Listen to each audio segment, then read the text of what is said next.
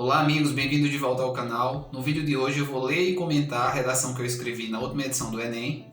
Eu sei que já faz um tempinho que o espelho da redação foi disponibilizado, mas ainda que de forma anacrônica decidi exibir a minha redação e tecer alguns comentários. Mas como de costume, para quem não me conhece, eu sou Franklin Luan, professor mestre doutor em Psicologia e fui aprovado para o curso de Medicina da Universidade Federal de Campina Grande. O intuito primeiro deste vídeo é mostrar na prática como eu redigi o meu texto baseando-me no modelo de redação que eu desenvolvi.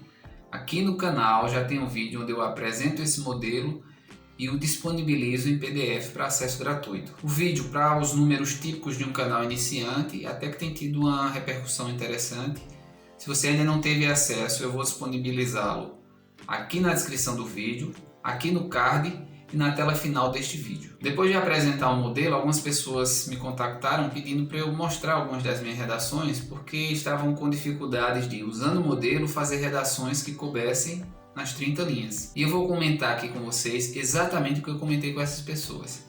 Minha gente, eu estou cada vez mais convencido de que para performar bem na prova do Enem, você precisa treinar, às vezes, exaustivamente. Treinar tempo de prova, treinar estratégia de prova, treinar a resolução de questões, treinar a escrita da redação, exercitar a escrita da redação com uma letra menor. Eu tinha dificuldade de acomodar todo o texto nas linhas pré-reservadas. E aí treinei e consegui. Tanto é, vocês vão ver, eu consegui fazer a redação usando o modelo, utilizando praticamente 28 linhas. Faltam 5 meses para a prova, então há tempo suficiente para você treinar muito redação, redações com letras menores, letras legíveis, e sobretudo para vocês acumularem repertório. Busquem se amparar bem nesse quesito. Não tentem adivinhar o tema da prova, porque provavelmente você não vai conseguir. O que lhe compete é conhecer bem a estrutura, é ter um bom acervo de ideias, de citações e treinar, treinar e treinar. Agora vamos para o que interessa. Só lembrando que o tema da redação do Enem 2021 foi, deixe-me ler aqui, invisibilidade e registro civil, garantia de acesso à cidadania no Brasil. Foi um tema que impôs certas dificuldades a muitos alunos. Esqueci de comentar que essa foi a redação em que eu obtive a menor nota no Enem. Utilizando esse mesmo modelo em anos anteriores, eu obtive por 2 anos a nota de 980 e por mais 2 anos a nota de 960. A introdução da minha redação ficou assim, abre aspas. Não corrigir nossas falhas é o mesmo que cometer novos erros, fecha aspas. A frase de Confúcio, filósofo chinês, é de tal maneira atemporal e abrangente que serve à reflexão de impasses sociais persistentes na realidade brasileira, como a falta de acesso a documentos civis que reconheçam e confiram cidadania a todas as pessoas. Relativamente a essa lamentável questão, é possível afirmar que se trata de uma situação particularmente desafiadora, uma vez que não somente diversos agentes contribuem para a sua existência, mas também acarreta consequências sociais dramáticas. Reparem que eu já começo fazendo uso de um repertório sociocultural, citando um filósofo. Eu considero que ficou claro qual é a tese, que o problema representa um desafio, porque há alguns agentes que estão contribuindo para esse problema e que esse problema acarreta desdobramentos dramáticos. E eu também prevejo já na introdução que existe um projeto de texto, em que no primeiro parágrafo do desenvolvimento, no D1, eu vou abordar os agentes responsáveis pelo problema e no D2 eu vou destacar as consequências que esse problema traz. Assim ficou o segundo parágrafo. Convém considerar a princípio que apontar o único responsável pelo problema é ingênuo ou leviano. O fato é que há falhas em várias instituições.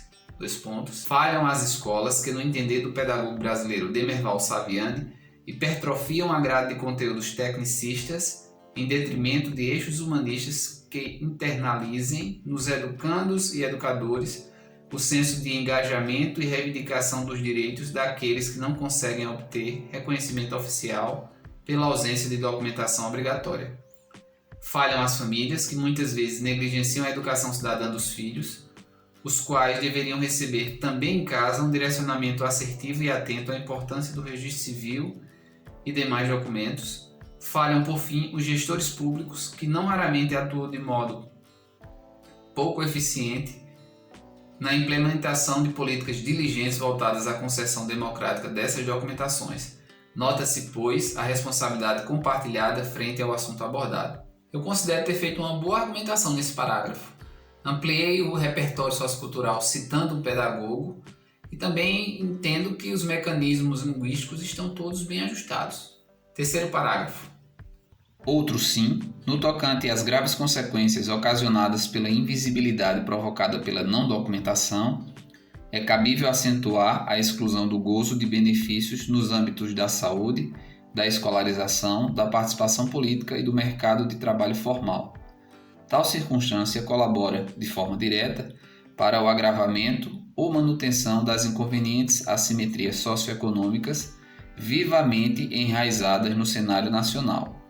Cumpre acrescentar ainda que o óbice em análise, no limite, atenta contra os direitos sociais assegurados pelo artigo 6º da Constituição Federal de 1988, o que é lastimável e preocupante, visto que constrange o exercício pleno da cidadania e vulnerabiliza legítimos avanços constitucionais. Eu também considero que eu consegui destacar bem algumas das consequências suscitadas pelo problema. E também faço uma ampliação no repertório sociocultural citando a Constituição Federal. Agora a conclusão. Em face da complexidade da problemática, resta evidente que o seu efetivo enfrentamento exige uma conjunta participação de diferentes segmentos da sociedade. Nesse sentido, compete ao poder público, na figura do Ministério da Cidadania, instituição de alta relevância para o desenvolvimento do país, proporcionar políticas robustas e continuadas que ofereçam, a partir de equipes itinerantes, os serviços de registro civil aos habitantes de todas as regiões, a fim de atenuar a indigência que insiste em assolar frações significativas da população. Outra medida sociotransformadora viável é a realização de campanhas educativas de ampla divulgação por meio de ONGs humanistas e das mídias eletrônicas, impressas e digitais, exímias formadoras de opinião, com o intuito de promover os esclarecimentos necessários à prevenção e ao combate à segregação. Ademais, cabe às escolas, em parceria com as famílias, o dever de fomentar o posicionamento crítico e engajado, priorizando, por intermédio de palestras e debates, ensinamentos menos conteudistas e mais tangíveis à realidade dos alunos, sempre com vistas ao respeito categórico pelos direitos e pela dignidade de todos. Apenas sob tal perspectiva, tornar-se-á possível interromper a perpetuação deletéria dos nossos erros e corrigir as renitentes iniquidades que há muito nos embaraçam.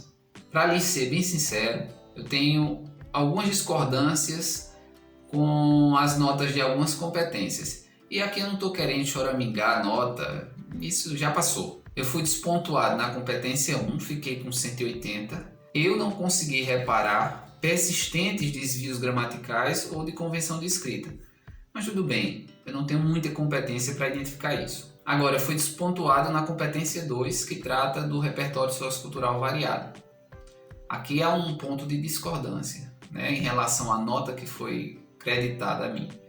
Eu recorri à filosofia, à pedagogia, à Constituição Federal. São 3 áreas diferentes que eu consegui trazer para a argumentação no texto. E eu entendo que essas 3 áreas guardam uma coerência com o que eu estava defendendo. Na competência 2 eu obtive 180 pontos, mas a minha principal discordância foi em relação à minha pontuação na competência 4, que envolve demonstrar conhecimento sobre os mecanismos linguísticos necessários à argumentação. Eu, honestamente, não consigo notar inadequações quanto a isso. Eu li e reli o texto várias vezes e entendo que os critérios foram suficientemente observados e atendidos. Nessa competência, na competência 4, eu obtive 160 pontos. Nas competências 3 e 5 eu alcancei os 200 pontos. A minha nota geral foi de 920, eu contava com pelo menos 960, mas a nota 920 foi suficiente para que eu alcançasse, numa média geral, 797,60 pontos, o que me garantiu a aprovação no curso que era a minha prioridade. Bem, a intenção do vídeo era ler e mostrar como era possível fazer caber nas 30 linhas o modelo de redação desenvolvido e tecer alguns comentários. Eu peço, como sempre, que se inscreva no canal para você não perder as publicações que todas as segundas e quintas, às 11 horas da manhã, são feitas aqui no canal. Eu agradeço de coração, forte abraço e até mais.